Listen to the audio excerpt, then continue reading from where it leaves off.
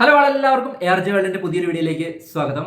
മെയ്യഴകൻ എന്ന തമിഴ് പടം കണ്ടു. ആ പടത്തെക്കുറിച്ചിട്ടുള്ള എന്റെ അഭിപ്രായമാണ് ഇന്ന് ഈ ഒരു വീഡിയോയിലൂടെ ഞാൻ പങ്കുവയ്ക്കാനായിട്ട് പോകുന്നത്. മെയ്യഴകൻ ദേവര ഇന്ന് ഇറങ്ങിയ രണ്ട് പടങ്ങളാണ്. ഒന്ന് തെലുങ്ക് പടം, മെയ്യഴകൻ തമിഴ് പടം. ദേവരയുടെ ട്രെയിലർ കണ്ടിട്ട് എനിക്ക് തിയേറ്ററിൽ കാണണമെന്ന് അതിയായിട്ടുള്ളൊരു ആഗ്രഹം തോന്നാത്തത് കൊണ്ട് തന്നെ ആ ഒരു പടം പിന്നീട് കാണാനായിട്ട് മാറ്റി വെച്ചിരിക്കുകയാണ്. അപ്പോൾ എന്തായാലും മെയ്യഴകൻ എന്ന് പറയുന്ന സിനിമ ഉണ്ട്. എന്തായാലും ദേവര കണ്ടവരാരെങ്കിലും ഈ ഒരു വീഡിയോ കാണുന്നുണ്ടെങ്കിൽ നിങ്ങളുടെ അഭിപ്രായം ഒന്ന് ഈ ഒരു കമന്റ് ബോക്സിൽ പറഞ്ഞേക്കുക. സോ എനിക്കും അതേപോലെ പടം കാണാൻ താല്പര്യമുള്ളവർക്കും അതൊരു സഹായമാകും. അപ്പൊ എന്തായാലും മെയ്യഴകൻ കണ്ടു. 96 എന്ന മൂവിയുടെ ഡയറക്ടറായിട്ടുള്ള സി പ്രേംകുമാറാണ് ഈ ഒരു സിനിമയുടെ ഡയറക്ടർ.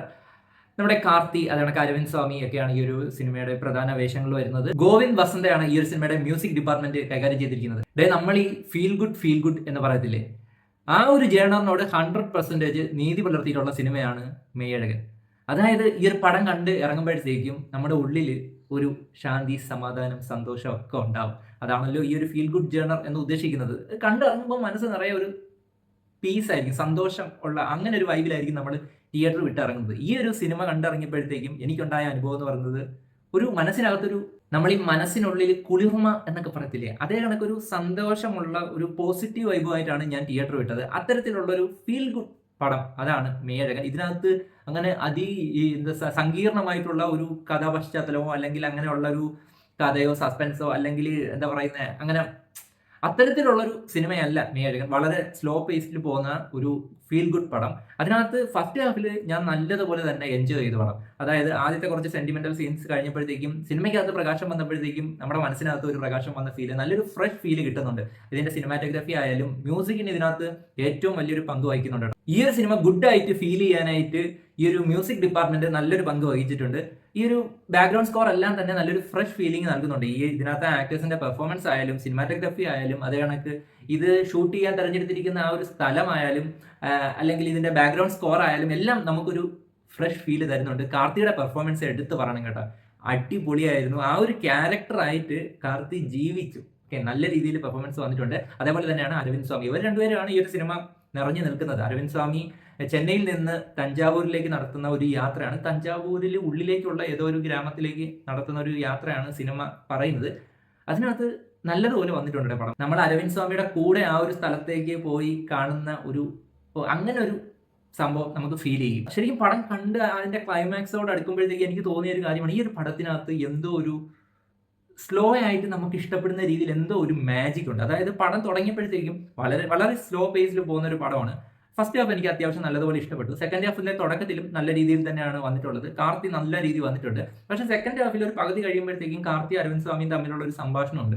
ആ ഒരു സ്ഥലം എത്തിയപ്പോഴത്തേക്കും എനിക്ക് നല്ല രീതിയിൽ ലാഗ് അടിച്ചു. അതായത് അതിനകത്ത് ആ ഒരു സംഭാഷണത്തിൽ പറയുന്നത് തമിഴ് കൾച്ചറും അതാണെങ്കിൽ തമിഴ് അവരുടെ ആ ഒരു ഹിസ്റ്ററി കാര്യങ്ങളൊക്കെയാണ് അതിനകത്ത് ആ ഒരു സംഭാഷണത്തിൽ പറയുന്നത്. അതുകൊണ്ട് തന്നെ എനിക്കത് വലിയ രീതിയിൽ കണക്ട് ആയില്ല. ശരിക്കും നമ്മൾ ഇപ്പം കേരളത്തിലെ അല്ലെങ്കിൽ ഞാൻ ഇപ്പോൾ ഉള്ളത് കൊല്ലത്തെ, ഈ ഒരു കൊല്ലത്തെ കഥയോ അല്ലെങ്കിൽ കേരളത്തിലെ കഥയൊക്കെ പറയുമ്പോഴത്തേക്കും വെളിയിലുള്ളവർക്ക് അത് കണക്ട് ആവണമെന്നില്ലല്ലോ. അതേ കണക്ക് എനിക്ക് ആ ഒരു കൾച്ചറും കാര്യങ്ങളൊക്കെ പറയുമ്പോൾ ആ ഒരു ഇമോഷൻ എനിക്ക് കണക്ട് ആയില്ല. ആ പറഞ്ഞ ആ ഒരു ഇമോഷൻ നല്ല രീതിയിലുള്ള ഒരു വൈബൊക്കെ സെറ്റ് ചെയ്ത് വന്ന് അതൊക്കെ ഓക്കെ, അതൊക്കെ എനിക്ക് കണക്ട് ആയി. പക്ഷെ ആ പറഞ്ഞ കാര്യങ്ങളൊന്നും എനിക്ക് കണക്ട് ആവാത്തത് കൊണ്ട് തന്നെ ഞാൻ ഇങ്ങനെ വായും തുറന്നിരുന്നു. അതൊരു 10-15 മിനിറ്റോളം ആ ഒരു സീനുണ്ട്, ആ ഒരു സംഭാഷണം കാർത്തി പറയുന്ന സാധനമുണ്ട്.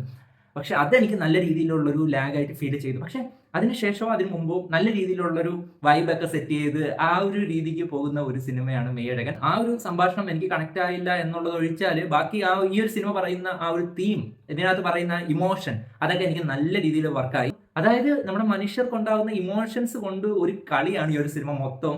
ഒരു ഇമോഷൻസിലൂടെ നമ്മൾ നടത്തുന്ന ഒരു യാത്രയാണ്. ഇതിന്റെ തീം എനിക്ക് നല്ല രീതിയിൽ ഇഷ്ടപ്പെട്ടു. നമ്മളിപ്പം ഒരു യാത്ര ചെയ്യുമ്പോഴത്തേക്കും നമ്മൾ ആസ്വദിക്കുന്നത് പോലെ തന്നെ നമ്മൾക്കിടയിലുള്ള കാര്യങ്ങൾ കൊണ്ടും നമുക്ക് നമ്മുടെ ചുറ്റുപാടുമുള്ള ആൾക്കാർ, റിലേറ്റീവ്സ് ആയാലും നമ്മുടെ റിലേഷൻസ് ആയാലും നമ്മുടെ ഫ്രണ്ട്ഷിപ്പ് ആയാലും ഇപ്പം ഹസ്ബൻഡ് വൈഫ് ആയാലും അങ്ങനെ ഏത് റിലേഷൻ എടുത്താലും മനുഷ്യർ തമ്മിലുള്ള ആ ഒരു ബന്ധം എടുത്താലും അല്ലെങ്കിൽ നമ്മുടെ നേച്ചറുമായിട്ടുള്ള ആ ഒരു എന്താ പറയുന്ന റിലേഷൻഷിപ്പ് ഇല്ലേ, ആ രീതിയിൽ ഏതൊരു റിലേഷൻ എടുത്താലും അതൊക്കെ നല്ല രീതിയിൽ നമ്മളിപ്പോൾ യാത്ര ചെയ്ത് ഓരോ സ്ഥലങ്ങൾ ആസ്വദിക്കുന്ന രീതിയിൽ അതൊക്കെ എല്ലാം നമുക്ക് എൻജോയ് ചെയ്ത് ജീവിക്കാൻ പറ്റും.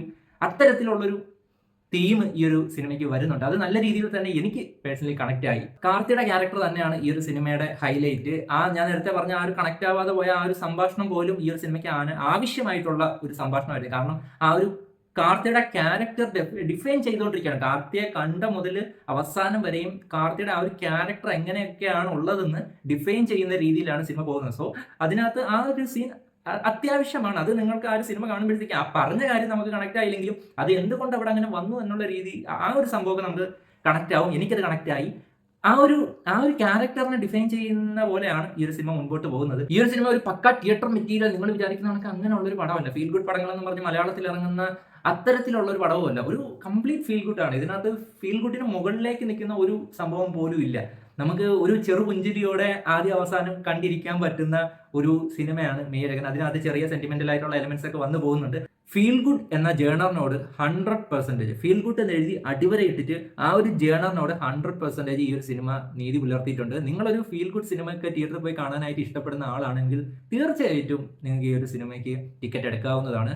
എന്തായാലും എനിക്ക് ഇഷ്ടപ്പെട്ടത്